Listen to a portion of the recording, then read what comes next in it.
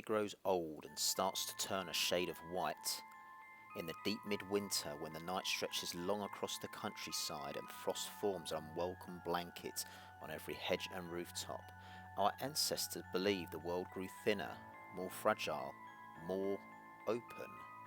And so at Christmas we told ghost stories, one of Britain's oldest traditions, older than Dickens, Victorian parlours, older even than those carols sung outside warm churches.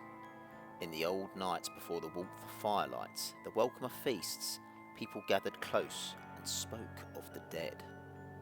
More out of familiarity than fear, spirits walking winter roads like any neighbour passing by would, the cold season reminding that life and death sit together, separated by frost like a thin, brittle mirror. Medieval England believed that Christmas was the time when revenants rose from their graves to wander the countryside. In the north, candles were lit on windowsills to guide lost souls. To the west, storytellers recounted legends of spectral kings and restless spirits becoming fires on lonely moors. While Charles Dickens embedded ghost stories into our culture today, it was M.R. James who perfected the art of the Christmas haunting. On this Christmas Eve, we follow in that tradition, a wind-blasted coastline, an ancient folklore buried beneath shifting dunes, a guardian that will not rest, and a warning to those that dig too deep.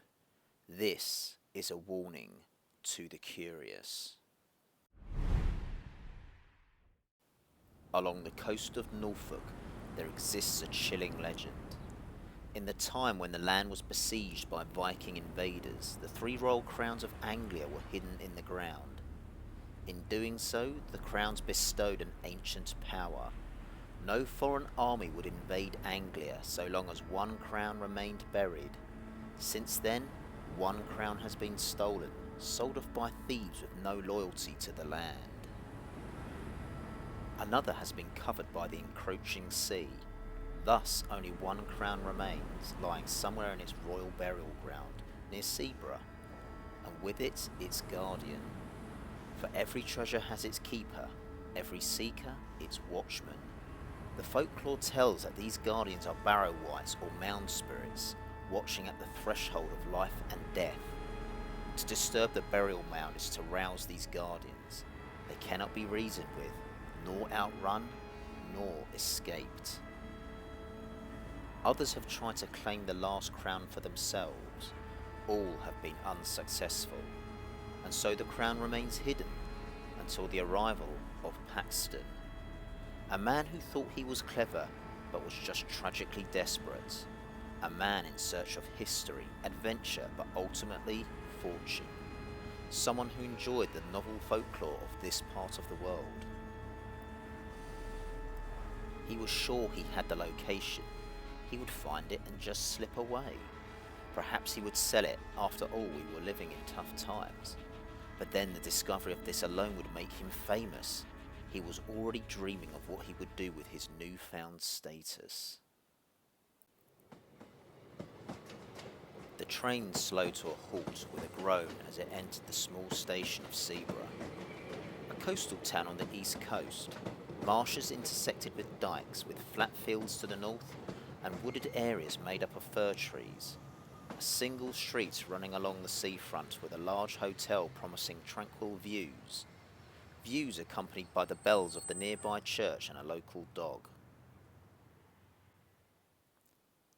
Paxton stepped onto the platform. An indistinct middle-aged looking man, dressed well enough. He wore a tweed jacket over a wool suit. He looked at the sky. It was the colour of pewter, a dull heavy grey that promised nothing but wind and discomfort. He brushed his suit down with one hand and shuddered nonetheless. He carried a dull green rucksack over his shoulder, and that had all the outdoor clothing and equipment he would need. Still, the air was cold but fresh, a welcome change from the carbon-filled air of London. Still, it looked like a bleak little town, and he expected the locals had simple lives, unaware of the treasure he was soon to discover. He had spent months poring over old parish registers, half-eligible scribbles in antiquated journals and forgotten manuscripts. He was sure of the location of the last crown. not a myth. One crown had been stolen, who knows by whom, but he expected they were having the time of their life now. Inside the station waiting room, an elderly man with a greying red beard and a flat cap watched Paxton while he smoked his pipe. A porter stacking parcels noticed the handle of a spade sticking out of this newcomer's bag. Paxton felt the stares. He wasn't welcome here. "Morning," he offered with a wry smile. Neither man returned it. Paxton left to look for his accommodation. Paxton found the hotel along the long street after a 15-minute walk. The Zebra Inn. A tired-looking structure, but as long as it was warm. The fire inside burned low within. Paxton entered. He knew of the place from researching the area, but there seemed no way to contact ahead of time. He asked the innkeeper if he could stay a few nights. He just stared at him. Paxton went to repeat himself, but he simply said, "Storm's coming." Paxton wondered if this man was somewhat slow, and he said, "Oi, there's room. Breakfast is part of the board. You'll have to throw in a little bit extra if you want lunch and dinner." Paxton nodded.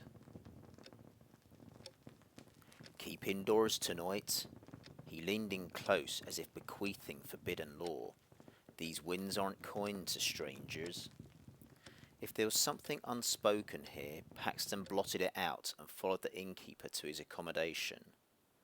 The following morning the wind had eased. Hardly the main event the innkeeper got excited about, though the chill remained despite the bright sunny morning. Downing a large mug of hot tea at breakfast, he made off for the library, a red brick building with arched windows. Inside, the air mingled dust with sea salt. The librarian was a silver-haired woman, her hair pinned back in a tight bun behind a black comb. It gave her an uncomfortable look. "Morning. I'm looking for anything you have on local antiquities, burial legends of the coastline, that sort of thing." Her face somehow tightened. "Those were not records they kept anymore," she explained. "I assure you I'm an experienced researcher. I won't be digging any holes up willy-nilly." The librarian shook her head, almost in solace, and walked out the back, leaving Paxton with nothing but his own rising curiosity. That afternoon, Paxton, dressed in a dark pea-coat and a grey flat cap, walked east, past the old churchyard and out towards the dunes. The sea, a restless grey sheet to mimic the grey sky, slapped against the shingle. The dunes rising ahead, pale mountains of sand that shifted with time, dotted with hardy marram grass and the occasional stubborn shrub. Paxton felt his heart quicken. He climbed one dune, then another. Retrieving a diary from his rucksack, he withdrew a rudimentary sketch. He traced his fingers over the paper and looked up, looked down, looked up. Each rise and fall looked startlingly like his traced drawing. Kneeling, he ran gloved hands through cold sand. This looked right. This felt right. A sudden gust of wind slashed across his face like a whiplash. He looked around. On the second dune behind him, half shrouded by the morning haze and drifting sand, was a figure. He was sure of it. It looked like a black coat standing motionless like a scarecrow. The coat was black and hooded. A white featureless-looking face was within that fold. The light and distance made that face look like a blank pale bandana. Eyes or not, it was staring at him. Paxton went to call out, and another blast of wind whipped around him, and he had to shield his face. When the wind subsided, so had the figure. A chill ran down his back, and he straightened up.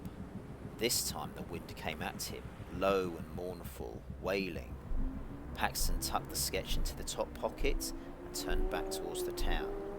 As he walked, he felt that shudder run down his back again. He looked around. There was no one there, but he could feel something around him. The next morning dawned thin and pale. Light was just coming over the horizon.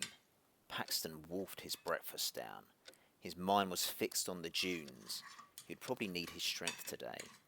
But his mind kept returning to that figure. Probably just a curious dog walker, or a trick of the light.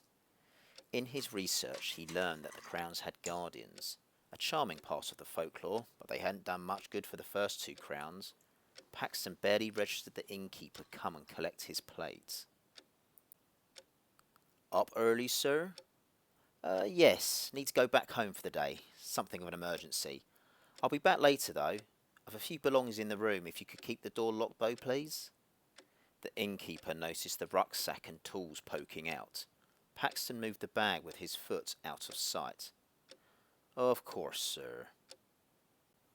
Paxton returned to the same location from the day before. He looked around. The morning was still being born and no one was around this time.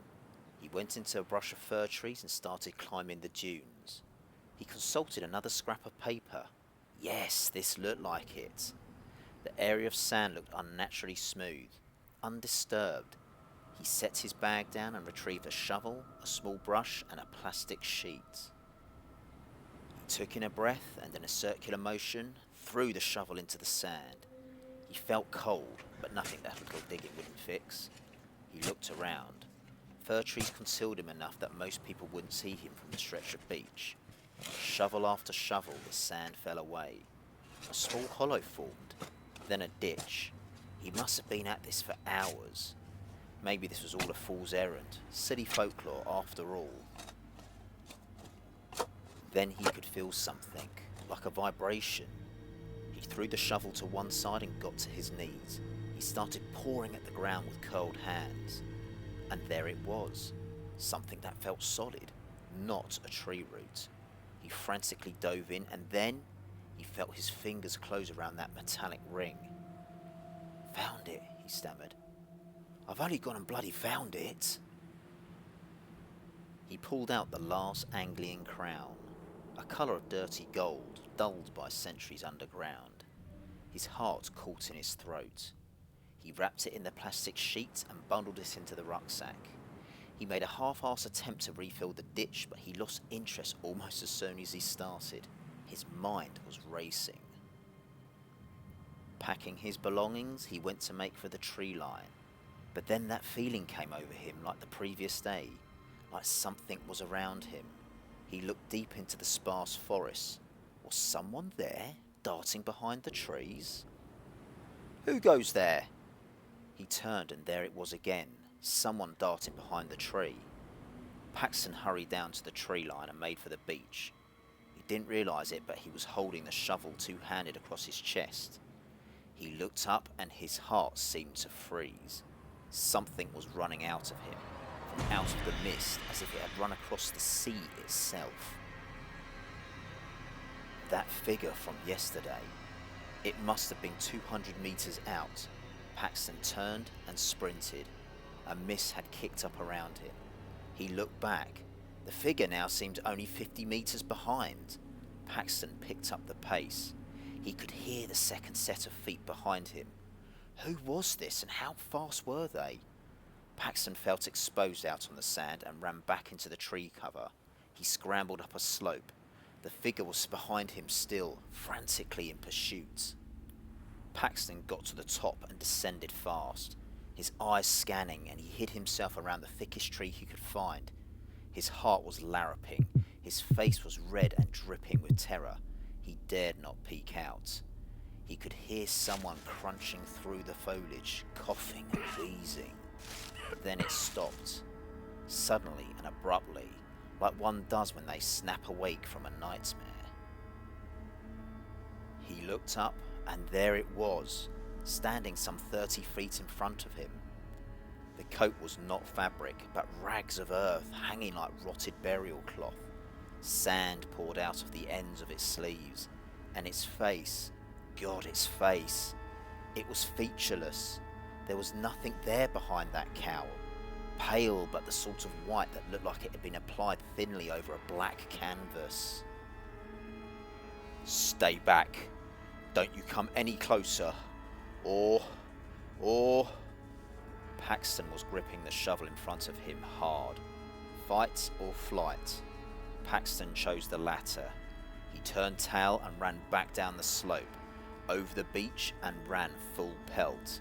He didn't stop to look behind him this time. Paxton didn't stop running until he reached the inn. He desperately tried to compose himself as he walked in, hurrying through the lobby and straight to his room. He collapsed onto his bed and fell asleep. He was wiped out. If left undisturbed, he would surely have slept all the way through. That would not be the case that night. Paxton suddenly sat upright in bed. It was pitch black and it was freezing. He suddenly noticed the window was open. He went over to close it, and then suddenly there was that coughing and wheezing. It was in the room. If there was any light in that room, it would have shown the colour utterly draining from his face. He closed his eyes, and then the image of that thing running flashed into his head. But it wasn't an intrusive thought. It was like it had forced its way into his mind. He opened his eyes again. He could still hear that wheezing and coughing. He blundered about, searching for anything. A light, the door, a shovel. Then his shin connected with something. He looked down. His eyes were beginning to climatise to the gloom. Something was on the floor. The air was filled with the smell of sea salt intermingled with something wet and dank. He looked down. The shape was black, misshapen. It looked around and Paxton saw something white, a featureless face. Paxton let loose a scream. The innkeeper, carrying an oil lamp, came hurriedly into the room. "Mr. Paxton? Mr. Paxton?" There was a dark figure on the floor, sobbing. "I shouldn't have taken it. I should have just let things be, and now won't leave me alone. The Guardian." "Mr. Paxton?" Paxton got up. The Guardian was gone. Not vanished, not dissolved, just no longer there, as if it had stepped back into the sand itself. By the morning, Paxton was a wreck. He hadn't slept. His hands trembled. All notions of fame and fortune was as deeply buried as this crown once was. He had resolved to return it, then leave Seaborough and never return. He didn't care where the next train went. It could be going to Edinburgh for all he cared. He just needed to get away. He hurried down the stairs, almost falling as he went. The innkeeper was sweeping the floor. He looked at Paxton. "Leaving again, sir?" "That's exactly what I'm doing, for good this time." "Then move quickly, lad. Once it marks you, it follows." Paxton anxiously pulled out all the money from his wallet and slapped it onto the counter. He didn't bother to wait for any change. Paxton walked fast, too fast, stumbling on some uneven stones. His breath came in short bursts. He passed the old churchyard. There were no bells, no sound of anything. He got to the beach. He could still see his frantic footsteps from the night before. But there was also a second set. Not fresh, but not old either. Deep, heavy. But the imprints were not those left behind by shoes, but those of a foot, boneless, devoid of flesh. He hurried on. He saw no figure this time, but the feeling of being followed was there. It was more than a tightening of the chest, it was his entire body. He reached that mound he dug. The ditch was still there. Thank the Lord. He took the crown out, admired it one last time, and tossed it in. He saw something move out from behind a tree. Not hurriedly this time. I returned it. Come and see for yourself. I was wrong to take it, but it's back in here now. See?" Paxton climbed into the ditch. The bottom of the ditch felt softer, and something wrapped around his ankle. A hand. A bony, skeletal hand. A tree root suddenly shot out the ground and wrapped around his wrist. Another lassoed around his waist. There were more skeletal hands now, pulling at his feet, at his legs. He was being pulled down. "I gave it back. I did. I didn't take anything. Please." The Guardian came forward. A black, rotting cloak, housing who knew what save that dirty white blank slate of a face. The dune trembled. There were no eyes, but the head tilted as if it was watching Paxton being pulled under. The last thing Paxton saw was the crown next to his face, and then a skeletal hand pulled over his face and he was gone, his final breath being taken by the dunes. The sand smoothed itself out. The wind sighed and the dunes felt silent. The forest was empty once more, as though nothing had happened at all. Ghost stories are a peculiar thing, lingering in our minds long after other tales have faded away. Empires have come and gone, kings and queens faded from memory, but a well-told ghost story? Well, that story survives, passed from firelight to candlelight, from ink to whispered word. Ghost stories occupy that narrow space between what we know and what we fear might still be waiting in the dark. A reminder that the world is far older and stranger than we allow ourselves to believe. In Britain, few understood this better than M.R. James, a master of the uncomfortable, the uncanny and the unseen. No reliance on gore or spectacle, James believed ghost stories were best told aloud on a winter evening, famously reading to a small gathering at Cambridge more than a century ago. And so, a tradition was born, the Christmas ghost story.